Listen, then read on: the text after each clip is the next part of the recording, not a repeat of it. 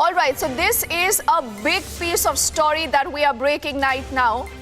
US has named the Sikh militant group Babbar Khalsa among the separatist movements that pose a risk to American interest overseas by conducting assassinations and bombings against major economic, political and social targets. In fact, this is important, Abhishek, is that not? Because they are calling Babbar Khalsa a huge security risk. And I do remember the story that we just did about 2 days ago by our colleague Shravan on the entire Khalistani movement and how perhaps the world now really needs to take a note of what's going on.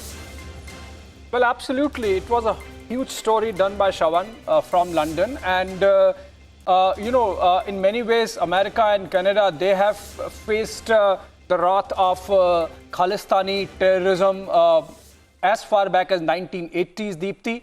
They know that Khalistani terrorism has links with ISI in Pakistan.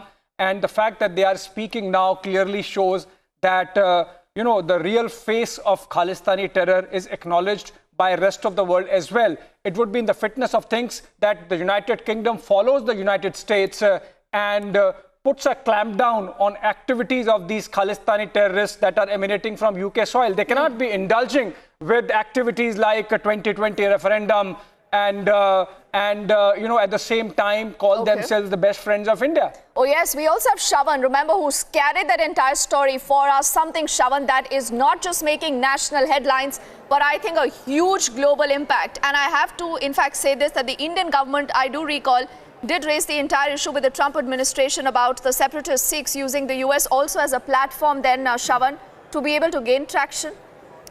Well, Deepthi, that was exactly the objective of this entire investigation. The fact that there were safe havens for the front groups of the Khalistan, that has now been exposed. The fact here is that United Kingdom, United States of America have now become a safe haven for the pro-Khalistani groups. And that's exactly what we have been able to establish from this entire investigation. And a lot of people are now coming out in the open basically demanding that perhaps countries like United Kingdom as well as USA needs to take cognizance of the fact that their soil is basically being utilized for hatching conspiracies against India. That has exactly been established by our investigative agencies also in various cases that have been investigated by them so far.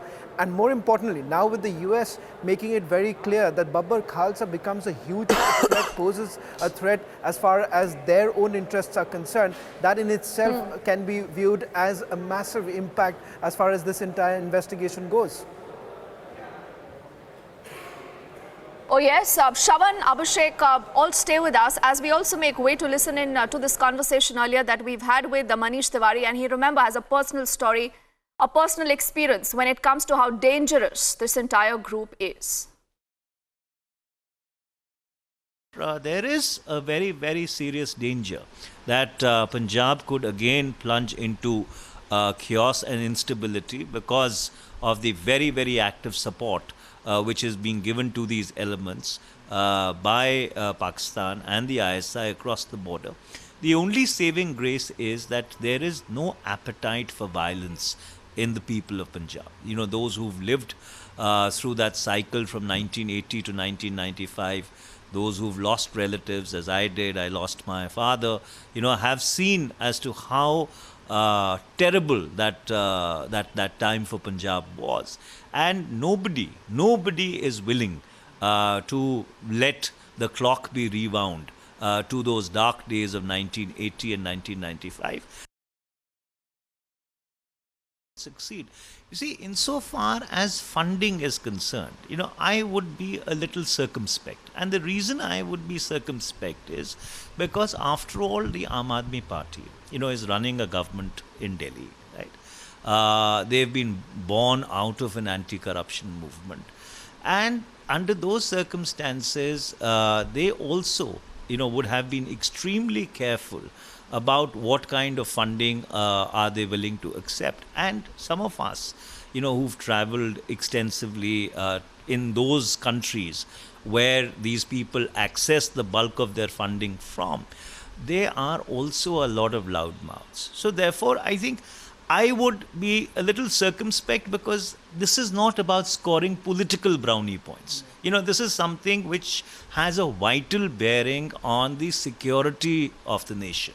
And under those circumstances, if there is a charge, right, which is as grave as this, I think we need to really take it with a spoonful of salt, because calling somebody, irrespective of whether he is your political adversary or not, anti-national, or literally calling them, I would not even like to use the word seditious, but is a serious matter. I mean.